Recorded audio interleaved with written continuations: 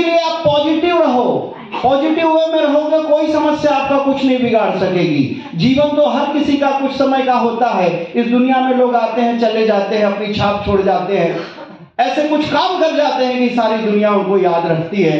अपने को आप ऐसा सबल बना लीजिए, अपने मन को ऐसा पुख्ता बना लीजिए कि ऊपर वाले ने जितनी सांसें दी हैं उतनी हर किसी को जीनी है, लेकिन उसको इस तरह से जिए कि एक मिसाल बन जाए। जिंदगी का कोई भरोसा तो है नहीं, किसी का भी नहीं है और किसी बात का नहीं है। आप लोग तो बड़े योद्धा लोग हो। यहाँ पे बच्चों को प्रणाम करता हूँ, छोटे छोटे बच्चे यहाँ पे बैठे हुए हैं। झूठों से नफरत करता हूँ, सच्चे अच्छे लगते हैं, बस इतनी सी बात है, मुझको बच्चे अच्छे लगते हैं।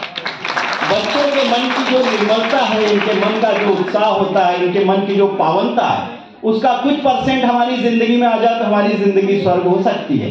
बाइबल भी यही कहती है, कुरान भी यही कहता है और सारे ग्रंथ यही समझाते हैं कि ईश्वर को पाना है तो बच्चों जैसे हो जाओ।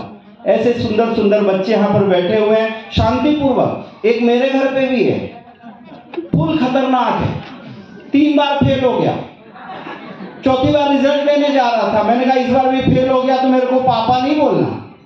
शाम को घर पे आया, मैंने पूछा क्या हुआ, बोला छोड़ना यार महेश, पापा बोलना बंद। तो मैं समझ गया फेल हो गया।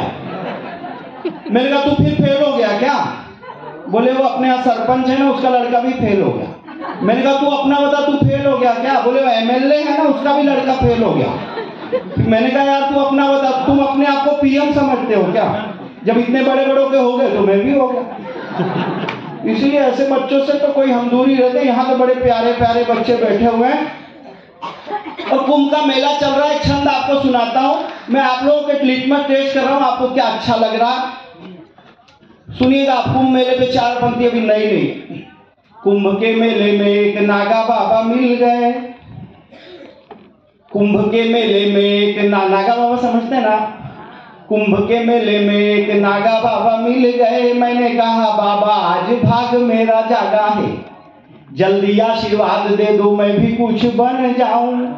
नर जो ये सामने है बड़ा ही अभागा है।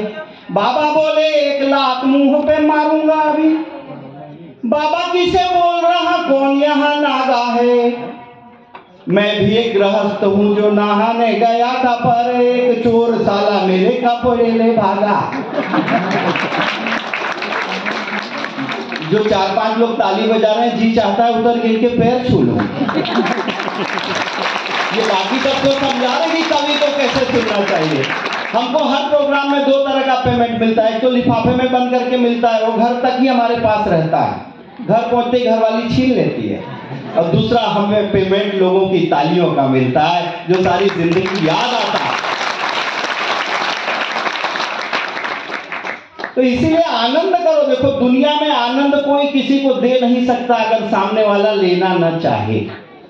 हंसने खिलखिलाने की कला ऊपर वाले ने सिर्फ इंसान को दी है। आपने बहुत से जानवरों को देखा होगा, उनकी आंखों से आंसू बहते हैं, वो हंस नहीं सकते। केवल इंसान ही एक ऐसा जानवर है जो चाहे तो हंस सकता है, चाहे तो रो सकता है। हंसने के लिए आदमी को अपना अहंकार छोड़ना पड़ता है। जब तक किसी को ये याद रहता है वो किस पद पर बैठा है, वो नहीं हंस सकता। जब तक किसी को ये याद रहता है उसके पास कितने पैसे हैं, वो नहीं हंस सकता। जब तक किसी को ये याद रहता है वो कितना सुंदर है, वो नहीं हंस सकता।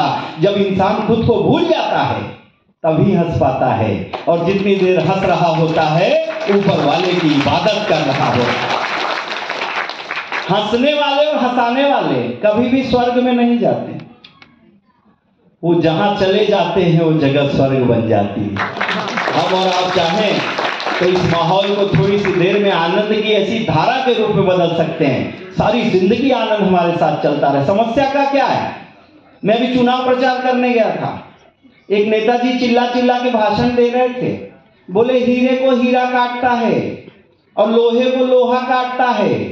इतने में कुत्ते ने आके उनको काट लिया। हाँ, धीरे धीरे ही समझ में आएगा। मेरी बातें समझने के लिए आदमी की मिनिमम क्वालिफिकेशन पोस्ट ग्रेजुएट होना बहुत जरूरी है। मेरी बातों पे आदमी 3 बार हंसता। पहली बार बात समझ में नहीं आई, बाजू वाला हंस रहा है उसको देख के हंसने लगता।